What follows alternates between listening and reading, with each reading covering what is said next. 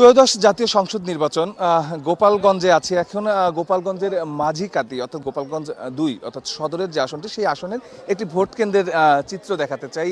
দেখছেন আসলে মানুষজনের স্বতঃস্ফূর্ত অংশগ্রহণ, মানুষজন আসছে, ভোট দিচ্ছে। এই যে ত্রয়োদশ জাতীয় সংসদ নির্বাচন ঘিরে সবচেয়ে বড় সংখ্যা ছিল গোপালগঞ্জবাসীকে নিয়ে, কারণ আমরাও কিন্তু আসলে ৩-৪ দিন হলো এখানে কাজ করছি। আমরা গোপালগঞ্জের মানুষজন আসলে ভোট কেন্দ্রে আসবেন কিনা, তারা ভোট দিতে আসবেন কিনা, এগুলো নিয়ে অনেক শঙ্কা ছিল। তারপরে কিন্তু আসলে সকাল 7:30 থেকে ভোট গ্রহণ অনুষ্ঠিত হয়েছে। আমি এ পর্যন্ত প্রায় 7-8টি কেন্দ্রে গিয়েছি। সব কেন্দ্রে যে এই পরিমাণ ভোটার উপস্থিতি আছে তা নয়। আমরা আগে আসলে মানুষ যারা ভোট দিতে আসছে তাদের সঙ্গে একটু কথা বলতে চাই। আলহামদুলিল্লাহ, খুব ভালো লাগতেছে। সবাই এককভাবে ভোট দিচ্ছে, যার যার নির্বাচিত প্রার্থী হিসেব করে।